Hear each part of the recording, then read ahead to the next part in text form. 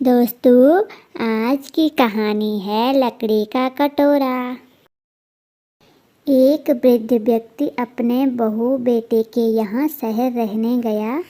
उम्र के इस पड़ाव पर वह अत्यंत कमज़ोर हो चुका था। उसके हाथ पांव कांपते थे और दिखाई भी कम देता था। वो एक छोटे से घर में रहते थे। पूरा परिवार और उनका 4 वर्षीय पोता एक साथ डिनर टेबल पर खाना खाते थे।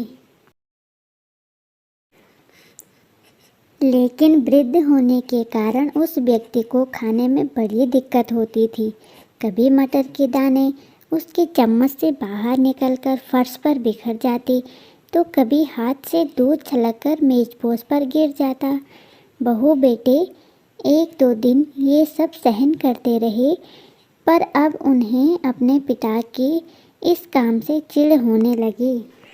हमें इनका कुछ करना पड़ेगा, लड़के ने कहा।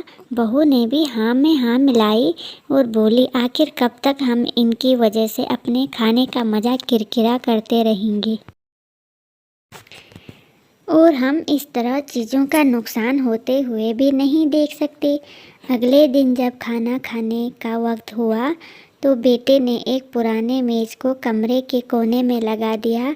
अब बूढ़े पिता को वहीं अकेले बैठकर अपना भोजन करना था। यहाँ तक कि उसके खाने के बर्तनों की जगह एक लकड़ी का कटोरा दे दिया गया था, ताकि अब और बर्तन न टूट फूट सके।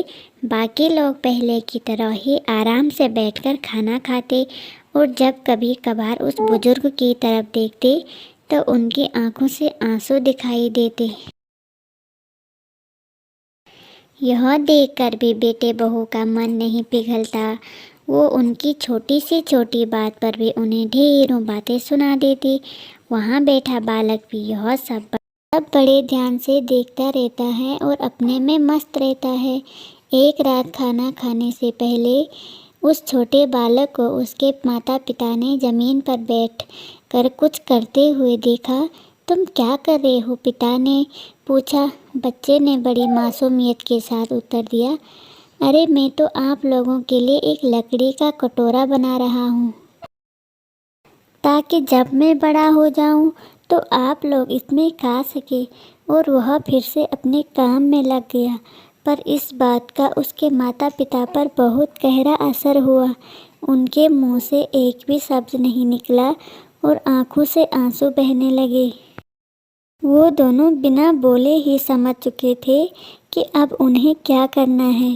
उस रात वो अपने बूढ़े पिता को वापस डिनर टेबल पर ले आए और फिर कभी उनके साथ अभद्र व्यवहार नहीं किया।